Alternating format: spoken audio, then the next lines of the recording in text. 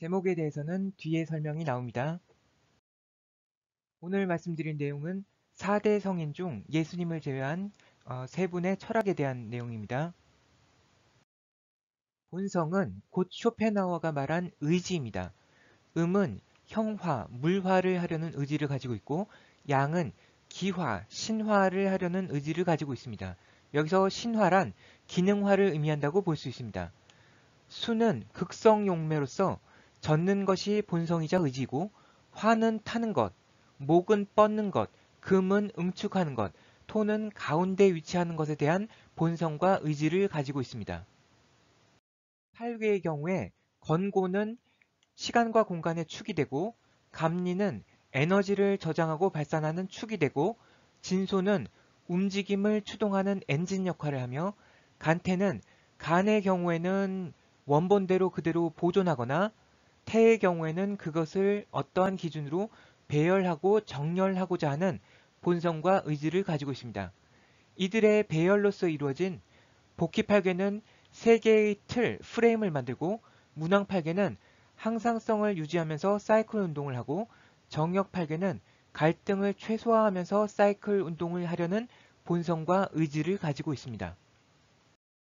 양지란 원래 맹자에서 나온 말인데 배우지 않아도 아는 것입니다.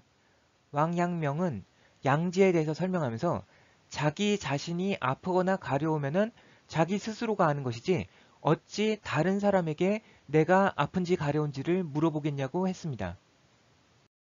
타너스님께서는 주역 개사전에 있는 공자님의 말씀을 주역의 종지, 핵심적인 가르침이라고 하셨습니다. 본체는 생각하지도 움직이지도 않는데 본용은 천하의 연고를 다 안다는 것으로서 본용이 곧 양지라고 하셨습니다.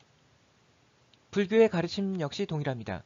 본체와 본용인 성과 적이 커지면 지관이 되고 지관이 커지면 정회가 되고 정회가 커지면 결국 깨달음이 되는 것입니다. 주역과 불교에 대한 이 내용은 타나스님께서 직접 하신 말씀으로 여기에 녹음되어 있습니다. 이러한 채용 관계의 연장선상에서 소크라테스의 너 자신을 알라는 가르침은 곧 양지에 대한 것으로 생각할 수 있습니다.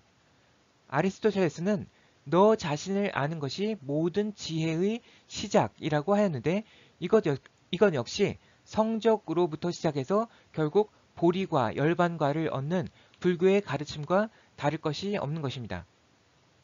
이러한 관점에서 본다면 데카르트의 나는 생각한다, 고로 나는 존재한다는 철학의 제1원리도 결국 우주의 채용관계에 대한 인식이었다고 볼 수 있는 것입니다. 이 동영상의 처음에 음양, 오행, 8개의 본성과 의지에 대해서 알아보았는데 이제 우주 본체의 본성과 의지에 대해서 말할 수 있습니다. 그것은 곧 본용이고 아는 것, 양지입니다. 우주와 나의 관계에 대해서 생각해 보자면 나의 양지와 우주의 양지가 본성이 다를 리가 없습니다. 한 잔의 물도 바다의 물과 마찬가지로 본성은 젖는 것이기 때문입니다.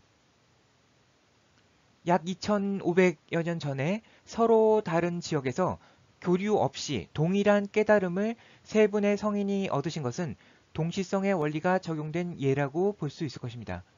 우주의 본체에서 어떤 상태 변화가 일어났고 그것이 반영된 결과일 것입니다. 나의 양지와 우주의 양지가 본성이 동일하다는 것은 나의 본용이 곧 우주의 본용이란 것이고 또한 체와 용은 동전의 앞뒷면처럼 서로 분리할 수 없는 것이기 때문에 나의 본체 또한 우주의 본체와 동등한 것이 됩니다. 저는 이것이 세 분 성인들이 얻은 깨달음이라고 생각합니다. 소크라테스가 알라고 한 너 자신은 나의 몸이 아니라 나의 본체이자 곧 우주의 본체인 것입니다. 그것은 내 몸과 함께 사라지는 것이 아닙니다. 그래서 소크라테스는 피할 수 있었음에도 불구하고 독배를 마시고 세상을 떠나신 것 같습니다. 자신의 깨달음을 행동으로 입증한 것입니다. 하지만 이러한 성인들의 깨달음을 글로는 이해하더라도 막상 나 자신의 삶이라는 현실 속에서 실천하기는 쉽지 않을 수도 있습니다. 그것은 컴퓨터의 본성은 똑같더라도 컴퓨터마다 컴퓨팅 파워는 천차만별이기 때문입니다. 하지만 요즘 세상에서는 인터넷에 접속 가능한 정도 사양의 컴퓨터만 된다면 클라우드 서비스를 이용할 수 있습니다. 극소수가 아닌 다수의 사람들이 성인들의 깨달음을 이해하고 자신의 삶에 적용하게 되는 인류의 대자각 시대를 열기 위해서 필요한 거의 모든 정보가 이미 인터넷, 유튜브 등에 다 공개되어 있습니다. 이제는 몰라서 못하는 시대가 아닌 것입니다. 예전에는 차로 모르는 길을 찾아가려면 지도를 보든지 아니면은 물어서 가야 했지만 이제는 내비게이션이 친절하게 안내를 해주는 세상이고 저는 양지를 통해서 깨달음까지 이르는 과정에서 앞으로는 인공지능이 내비게이션 역할을 해줄 수 있을 것으로 전망하고 그런 인공지능을 구현하기 위해서 노력할 생각입니다. 3대 성인의 가르침은 간단하게 정리할 수 있는 엄두를 못 내고 있었는데 타너 스님의 강의를 듣고 정리할 수 있었습니다. 한이 없는 감사와 존경의 마음을 드리며 작은 힘이라도 포기하지 않고 노력하겠습니다.